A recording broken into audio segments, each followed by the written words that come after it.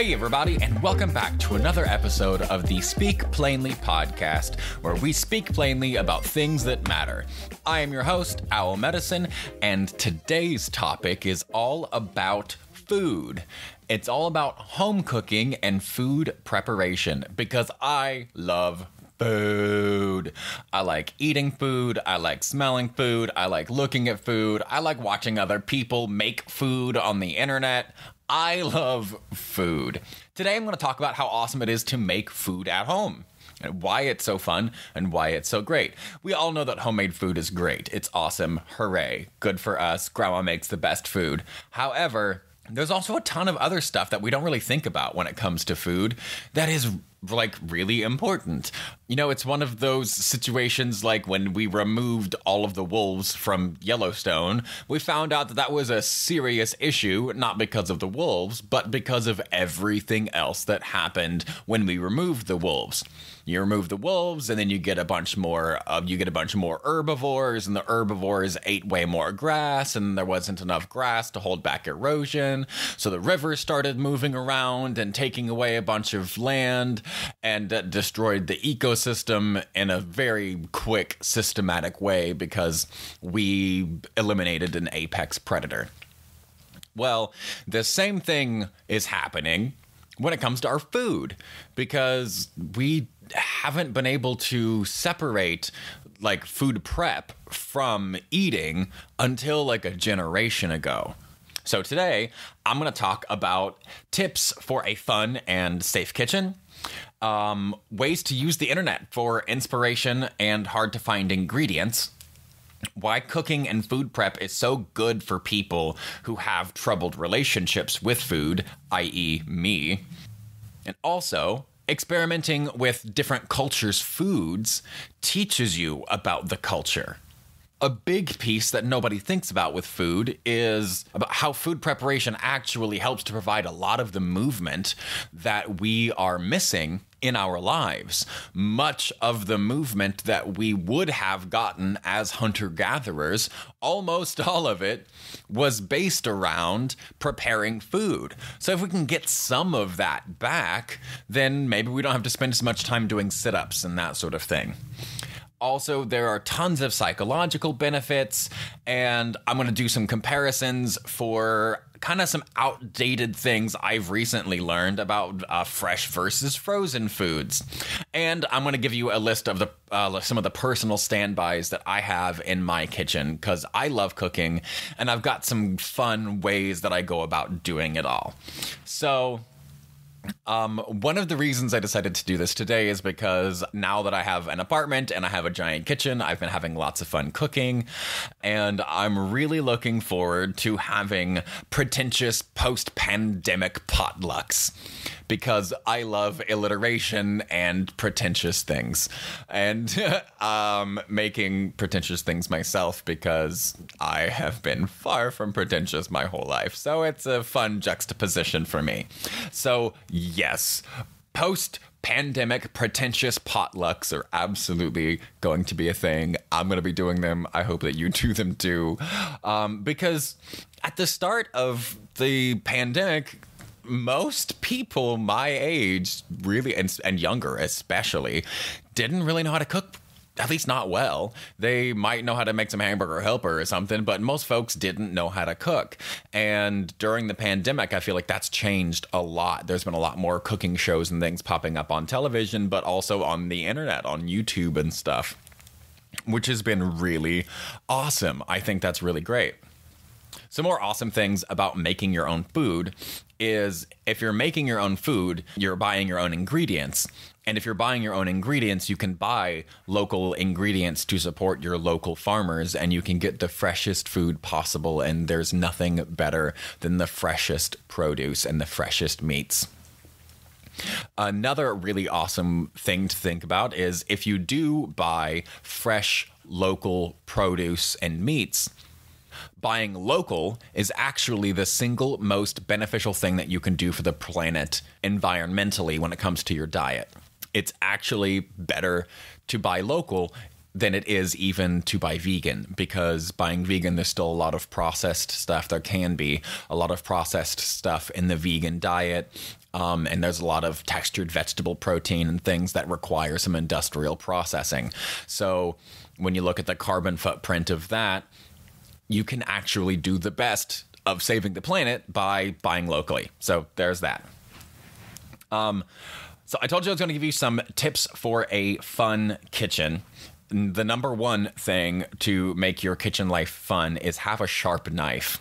Have a good sharp knife. That doesn't mean that you need to spend hundreds of dollars on a knife, which you can easily do, I promise you.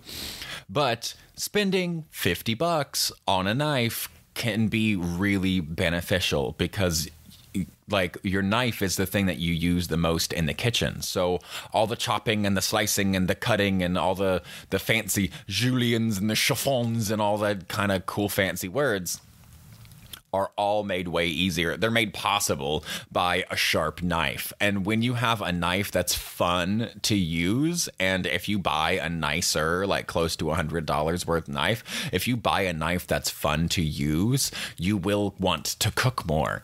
And that's the whole purpose, is cook more, because it's awesome in all kinds of ways. So get a sharp knife, get a good knife. And because most of the knives that we can find for a decent price are Western style German steel chef's knives, they're a softer steel, which means softer versus harder steels. Softer steels don't hold an edge for as long, so your blade will go duller faster, but that means it will also go back to being sharp much sooner. A harder steel will retain an edge much longer, but is much more fragile, and it'll chip more, and chips happen when you use knives. But that's the difference between steels. Soft steel is and soft steel is American steel, and usually the harder stuff is the Japanese steels. So for most people, grab yourself one of those $10 honing rods, one of those steel rods, you know, that you see pictures or videos of people like rubbing their knife against a long metal rod. That's a honing rod. And for most of us with our cheap knives, we're going to need a honing rod in order to keep our knife sharp enough to use throughout a meal. Have a honing rod. Makes a big difference, because a sharp knife makes a big difference. And make it really fun. If you have a knife that's fun to use, you're way, way, way better off. Another tip for a fun kitchen is nobody likes cleaning up. I like cooking, but it makes a huge mess, and we don't like cleaning up. I don't know why it took me so long to have a garbage bowl. For a while, I would drag my trash can over to where I was if I was doing a bunch of something and I was throwing it all in a trash can, but that's so silly. Now I just use my biggest bowl, which is also extremely pretty because I'm me and I like super pretty stuff. So I have a beautiful bowl that I throw all of my garbage scraps in. And then when I'm done with those scraps, most of them I can shove into a plastic Ziploc bag and slap in the freezer, and I use those things like the ends of carrots or onions or squash or greens or whatever, any kind of root vegetables. I can put all of those into the freezer bag, and I use those to make a stock. So there are ways that you can use your what would be waste to save extra money as well, which I think is fantastic. Another thing is use the internet for foodstuffs. When I was a kid, I wanted to learn how to make all this stuff. I was more interested in food then because I had more time, I guess. I don't know. I love food now, and I'm super interested in it now. But because I grew up in the 90s, like, you couldn't get anything that you wanted at any time that you wanted. Now you can, but my brain doesn't remember that simply because of my age. So I have to remember that whatever weird seasoning that might be super duper hard to find in my head is not hard to find because the internet is real. So figure out whatever it is that you want to make, like your favorite freaking food. Like, come up with, I made chicken vindaloo yesterday. I cooked it all day. Well, I didn't cook it all day, but I spent all day cooking because I had no idea what to do to make Indian food. And I'd always wanted to make Indian food. And I bought like jars of masalas, and I've bought like the pre-packaged pastes and stuff to use to make things. But I really wanted to make Indian food because there's none near me. I have to drive hours. I would have to drive almost 5 hours there and back just to get Indian food. So I wanted to make it myself because the packaged stuff just wasn't good enough anymore. So I had to find a bunch of kind of obscure herbs. And turned out it wasn't nearly as hard as I thought it was going to be because the internet is super real and you can get a lot of herbs in a lot of places that you really didn't used to be able to do 10 years ago. So use the internet for like obtaining those hard to find ingredients and to teach you how to make stuff. I watched literally like a 7-minute video of some Indian lady making vindaloo. It was super short, super simple. You never even saw her face, but I liked it. And it made an amazing, amazing meal. In the next couple of days, I'm going to be doing hollandaise because I love a Benny. Jesus, do I love a Benny. I love, love, love, love Bennies. I will put hollandaise sauce on anything, but I love an Eggs Benedict. So that's going to be the next one. And that's a notoriously difficult thing to learn. And when I was in school, going through home ec, that they called FACS at the time, Family and Consumer Science. Wow, I still remember that. Anyway, going through it, that was the only time that I was ever going to learn these types of things because you have to learn them from someone. You have to go to culinary school or whatever. Now you don't. You don't have to do any of that. You can just be like, I love Eggs Benedict and I want to make it at home. So there's tons of ways to save money, even if you want to be extra. Like Eggs Benny is extra, period. But I have a friend's bakery outlet close to my house, which is awesome because I can buy Fran's bread, which is a really good bread. It's organic and they got lots of seeds and stuff. And I either make my breads or if I'm buying sandwich bread, that's where I get it from. And if I spend, I don't know, like $6 or something, you get something off of this free rack when you leave because it's an outlet. So they take the stuff that is about to go bad or hasn't sold or got a little squished or whatever, and you can buy it there for dirt cheap. So I buy my breads a little bit ugly for dirt cheap, and then I get the something off the free rack. And inevitably, the only thing left off the free rack are hot dog, hamburger buns, and English muffins. I don't really like English muffins. I don't like the texture of them. I'm a biscuit kind of guy. I like biscuits and croissants, but I love an English muffin for an Eggs Benny. So I can get my English muffin for free, put a thin little piece of deli meat on it, or your salmon if you want a Benedict Royale. I think that's what it is. Or you can use some spinach to make a Florentine Benedict. It's fantastic. But I can make this hollandaise sauce, put it on a thin little piece of sandwich meat over top of a free Egg McMuffin, a poached egg, and then just dump the sauce on it. And suddenly I have this super fancy meal that I would have had to have gone to culinary school to even learn how to do. And I can do that just by utilizing the internet to learn the processes. So I think that's freaking awesome. I also mentioned that food is a fantastic way to learn about culture. And I realized this. I love trying new food when I'm in new countries, but I realized this firsthand yesterday as I was making that masala paste, the vindaloo masala. And masala is just the term for like the paste.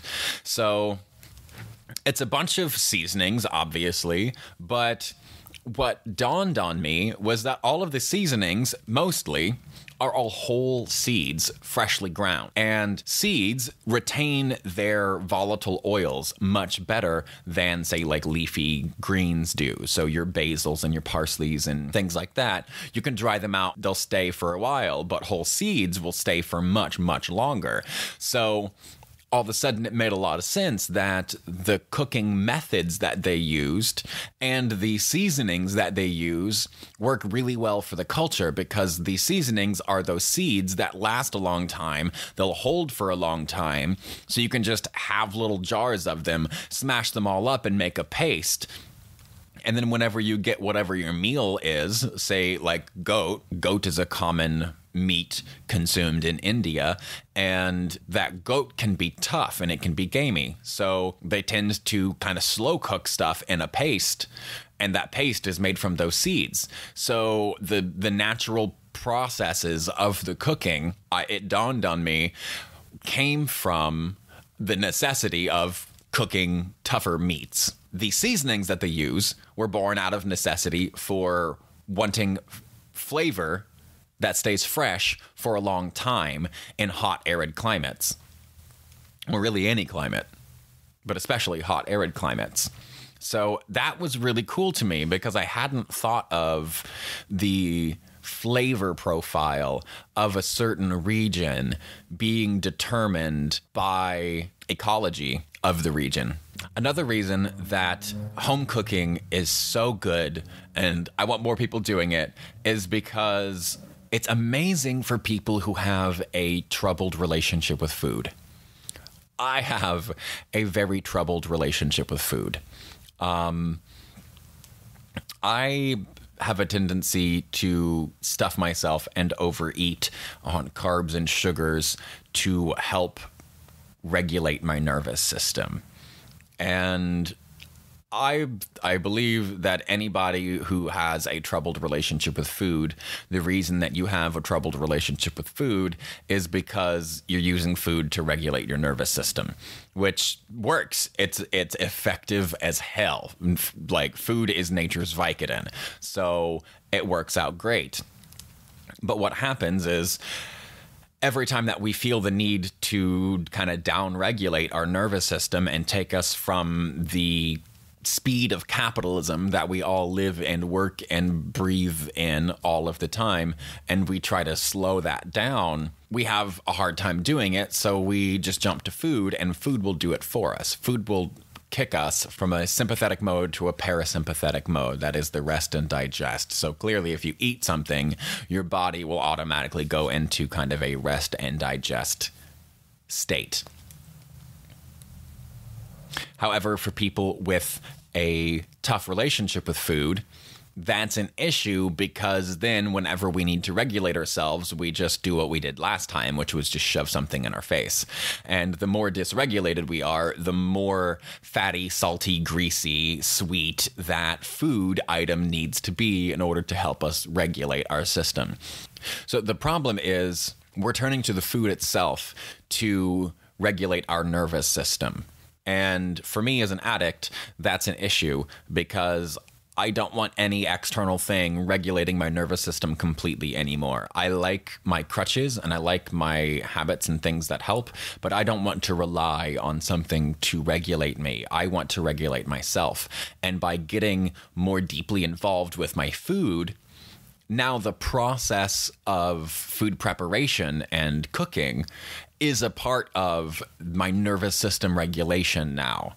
So everybody does things differently. You don't need to do it the way that I do it. Most people would probably not enjoy doing it the way that I do it. But when I go to cook, I really liked spending all day, like pretty much all day. I'll knock out whatever I need to knock out early in the morning and that sort of thing. And then I'll try to spend pretty much all day cooking and working on like the couple of things that I want to eat that evening. And it works really well on weekends because I can make like a giant pot of vindaloo. I can make the giant masala paste and put that in the fridge. And then that's ready throughout the week to just flop into whatever I want. You can't do that with hollandaise, but there are lots and lots of things that you can do that with. Because for me, I find it really soothing to spend an entire day making a loaf of bread and making soup to put inside the loaf and like hollowing out the thing and making breadcrumbs and to save for later. I love all of that process, and I love not letting anything go to waste. And in order to do that well, I need all day, because anything extra that would be wasted I want to find a use for, and I kind of need all day to do that. So I don't like trying to put 45 minutes of hardcore effort into a dinner meal during the middle of the week if I've had a hard day. I don't do that at all. I'm either totally lazy or insanely involved with my food. I have amazing food a couple of times a week, and then the rest of the time, I'm pretty good with like anything from frozen pizzas to nut butter sandwiches. I'm pretty chill. I like plates of vegetables and that sort of thing, where it's just something real simple most of the time that doesn't take much effort, because I get so much pleasure and joy out of a whole day where I'm just experimenting and playing with my food. I think that's so fun and it's so nice. So you don't have to do it every day. You don't have to do it any certain type of way. I do it a super weird way, and I'm sure lots and lots of other people do too. One more really awesome part about this is the movement piece. You don't think about it. I mentioned it briefly earlier, but most of our movement that we expect as a species, and by we, I really mean our bodies, most of the movement that our bodies expect, we were expecting to be tied to food, gathering, and preparation. And now we do none of that. But you actually get a surprising amount of movement from cooking. And I don't just mean chopping. There is the chopping, but there's also the standing. There's also the walking. There's the bending over and picking things up from under the cabinet. There's reaching up tall over your heads to get things out of cupboards. There is the walking to and from the car and all around the grocery store. There is the lifting the items off of the grocery store aisle to put them into your cart and putting them onto the conveyor belt to get them paid for and then carrying them out again by hand. There's a lot of movement involved that we really don't think about. Not nearly as much movement as would be involved if we were like wandering the woods trying to find enough food to survive for the day. But a ton of movement nonetheless, compared to the amount of movement that many of us receive on our like day-to-day life. So movement is a serious, serious benefit to making your own food that gets totally overlooked. It really does. You can get a lot of good quality movement, and what's so great about it is it's a variety of movement. Best of all, you're not sitting while you're cooking. You're standing, you're moving, you're engaged. And that brings me to my last and final piece about why I think cooking at home is so fantastic, is it helps us to change our relationship not only with the food and with regulating our nervous system, but it helps us with focus and task management. Because as you grow and like progress through your cooking, you realize really simple stuff like, okay, meat takes longer than greens, and you learn carrots take longer than celery, and you learn that onions take no time at all unless you're trying to really, really, really wilt them down. And so you slowly start to subconsciously pick up on these principles that make you think about things like time management. And those are all skills that have infinite applications in other areas of our life. We get much better at task-oriented thinking and time management. And time management is really a form of self-discipline. And that self-discipline leads to self-worth. Like making something really good with your own hands and then especially being able to eat it afterwards is fantastic and really makes you feel good, especially if whatever you made at the end was great. If it was edible, that's a win. And most of us are pretty okay with edible because, let's face it, I guarantee that you've spent $30 on a delivery burger at some point in your life that by the time it got to you was lukewarm and you still tipped $5. So do it. Dig in, man. I love home cooking. I love the fun that I get to have with it. I love the experimentation of it. I love the exploration of cultures. I love what it does for me and my own psychology. And I really, really love that my final rule that I'll leave you guys with, my rule for myself is, because I told you I love binge eating desserts. I mean, that's what desserts are for, right? Unfortunately, it's horrible for me, and I feel like death. Like that night, I wake up in the middle of the night in a cold sweat thinking I have HIV or cancer because I feel so miserable in the middle of the night sometimes because I binge ate a bunch of sugar and carbs the night before. So my rule is I can have as many desserts as I want so long as I cook them from scratch myself. And it's a great rule. It's an awesome rule because I can have literally any dessert I want, and I can have as much as I possibly want.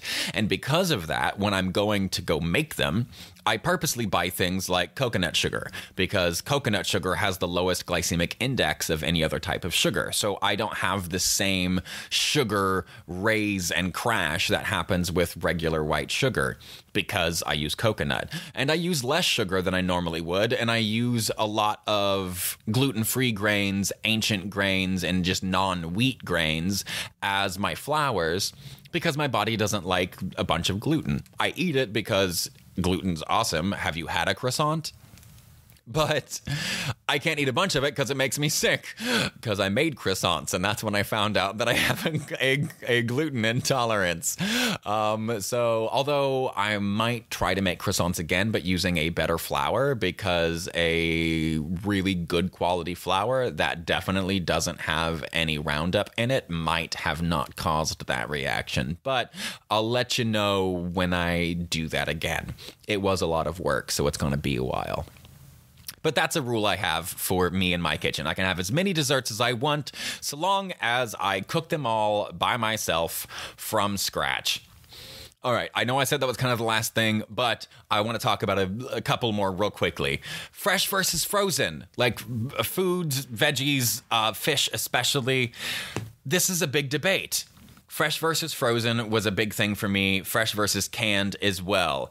Something to think about. I didn't learn until recently. One, the way that we freeze things is different now. The technology that we use, like liquid nitrogen, can freeze something and it maintains its texture much better and its flavor much better. So individually frozen things can do really well, much better than they did 10 years ago. If you haven't tried cooking frozen stuff since 10 years ago when it was like, I don't even know what the process was then. It is dramatically improved. I can promise you that. But fresh versus frozen, if you get fresh food, especially if it's out of season, what's happened is that produce was picked before it was ripe, thrown onto a truck, and allowed 3, 4, 5, 6 a week of travel time, compensating for, all right, it's not ripe now, but it will be by the time it gets to the place where you're going to buy it. Well, anything picked not at peak ripeness is not going to have the flavor or the texture that you want, or the nutritional content that you're looking for. But frozen stuff is picked at its peak of ripeness and then often instantly frozen within 12 or 24 hours. And although frozen does make you lose some vitamin E, it retains all of the other nutrients in the food. The only issue I have with frozen things is it messes with the texture. Even the new style of freezing stuff does mess with the texture, not nearly as much as it used to, but there are ways of getting around that. I have bags of mixed frozen vegetables, like the mixed California blend with the broccoli and the cauliflower and the carrot and stuff. And I often will make that for just like a lunch snack on some wild rice or whatever. And I fry them on a really, really, really high heat to get all of the water out as fast as I can. And I cook them until they're almost dry. And I turn them down so they don't burn, but I cook them till they're almost dry at as high a heat as I can without them burning. And then I'll flop in like a tablespoon of butter or whatever, and they retain all of that. Like, you get the good softness on the outside, but they still have that firmness on the inside that you need from Like, if you're going to have a vegetable be the hero of the dish, they can't be soggy grossness. Great other fresh versus frozen things. I have frozen gyozas. Keep frozen gyozas in the freezer. You can pan fry them. You can steam them. You can flop them into soup. You can do so many things. And they come out to like 50 cents a dumpling. I've tried making dumplings. I have made dumplings. I've made raviolis. It's a freaking process. And to be able to get good quality ones for like 50 cents a dumpling, oh my God. Especially the pork and leek kind. Ooh, those are so good. Or cabbage and leek. Cabbage and leek are my favorite. I love those things. So there are things that you can get in the frozen section that are really good, really fast, really easy, and you don't need to compromise on quality, on flavor. When it comes to food, buy the best thing that you can afford. Whatever that is for you, just buy the best that you can afford. Don't buy the cheapest of anything, because the cheapest is as cheap as it can possibly be for a reason, and there is no such thing as cheap food. Food is expensive. Growing food is expensive. Processing food is expensive. Transporting food is expensive. If you don't pay for the expense of the food, something does, and that something or someone is almost always the environment. So do the best that you can. Everything has a cost. Fresh, frozen, cooking at home, takeout, everything has a cost and benefit analysis. Do what's right for you. But home cooking is really, really, really awesome. Last things to have in your kitchen, I always have, get some Better Than bouillon. You can flop it into anything. Have some sour cream. Have some cream cheese. You can dump those into the Better Than bouillon and make fantastic sauces to pour over top of stuff. Clearly, you'll have to have some seasonings. Get some bags of frozen veggies like I do. If nothing else, have bags of frozen spinach, because there's no reason that fresh spinach needs to occupy like 3 cubic foot of your fridge, because it takes up so much space and you always lose that space, and you're always wilting the spinach anyways, and it always goes down to next to nothing. So cost benefit analysis actually puts spinach, fresh versus frozen, at frozen is 7 times cheaper if you buy frozen spinach over fresh. When you get down to its post-cooked weight, that price is 7 times more expensive with fresh. And the difference in cost or the difference in flavor is negligible. So there you go. That's today's episode. I hope that you really enjoyed it. I hope that you do some food stuff. Go do food stuffs. Like, pick a day. Do food stuffs. We're like, I'm gonna do food stuffs on this Saturday, and you can meal prep and all that, and hooray, those things are great, but that's work, and that's a great way to put work in. And if you're that kind of person, do it. I right now am looking at food as one of my best self-care methods. I've mentioned before, I'm not very good at self-care, and I just recently realized that cooking all day is self-care. Forcing myself to cook a meal in 45 minutes in the evening, even if it comes delivered to my door with exactly the ingredients that I need and a step-by-step recipe with everything I need to know, it's still not nice. I don't enjoy that. I enjoy the meal when it's done, but doing it the way I do it, I enjoy the entire process from beginning to end. And maybe if I keep doing it this way, I'll get back into the groove of wanting to cook fancier stuff every single day, with time being taken into account. If you've made it this long in the podcast, thank you so much for hanging out with me. Go to the store. Get yourself a honing rod. Get yourself a bottle of good seasonings. If you're going to buy a mixed or a blend especially, like if there's something that you like, if you like herbs de Provence or you like Italian seasonings, buy the expensive thing and buy it once and just use that. Don't use the 99-cent stuff. You will just constantly be disappointing yourself. That's my final bit of advice. Remember, stay blessed and stay uncomfortable.